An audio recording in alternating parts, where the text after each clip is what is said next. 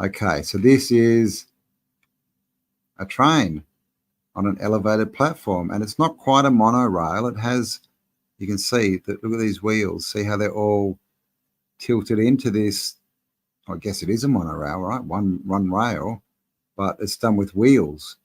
So there's wheels on both sides that you know, come into this monorail at the bottom, and we've got this train running on a track. Where did all this tech go? Now, I mean, again, right, think of the trains we got today. Right, they're crap. This is the interior, lots of space, lots of luxury, skylights, no graffiti. Meigs Railway, interior of car 1. June 1st, 1886. A fireproof circular car. All right, everything seemed to be fireproof, but it also seemed to burn pretty easy, all this metal and glass, right? We've all seen the Great Fires. Why do they call them great? Clearly, they weren't that great for the people living there. Here's another shot of that train, the monorail. You can see the wheels here, cruising along. Again, you know, and no doubt this would be found tech, but, you know, they use it for a bit, then they go, nah, that's a bit too good for the peasants. Better rip that down and give them a crappy version. This is what I wanted to show you. So when were they going to tell us about the electric roads and the hovering trolleys? That's, I think, you know, we call them trams in Australia, but I think trolleys is the US version. But yeah, this is the picture I was talking about. These they look like they're levitating, right?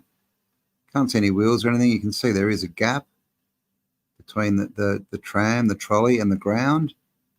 So were these literally under, you know, because they're finding these under roads everywhere, this metal grid.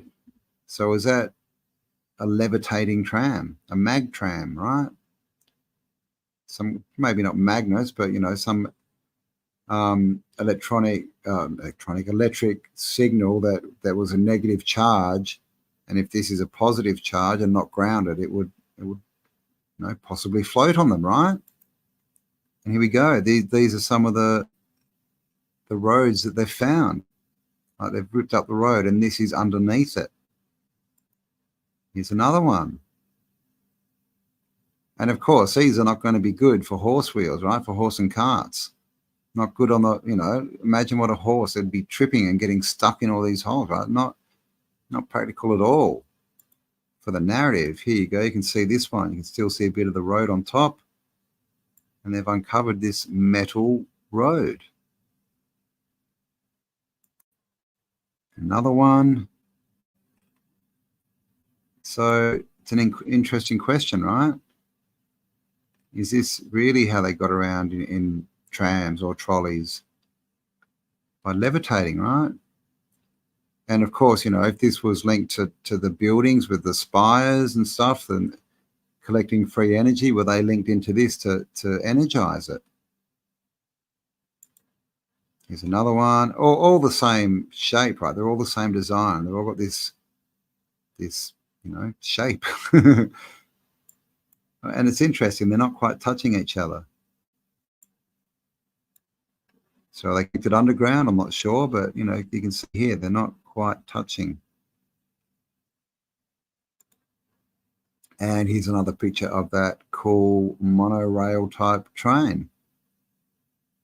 All right, like they got this, look at this tech, and then what's happening underneath? Horse and cart. Of course it is.